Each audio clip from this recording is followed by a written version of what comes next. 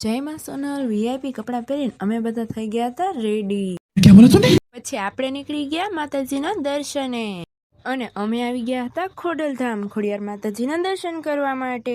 પછી તો પગથિયા ચડીને પહોંચી ગયા મંદિરે। મને તો એવું લાગતું નતું કે આજે આપણે માતાજીના દર્શન થશે। માતાજીના દર્શન કરવા માટે અહીં હજારોની સંખ્યામાં લોકો ઉમટી પડ્યા હતા।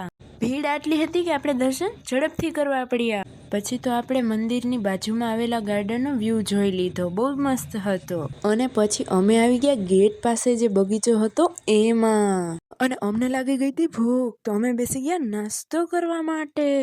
વીવીઆઈપી વાળા 5000ના ચશ્મા પણ પહેરી લીધા આપણે।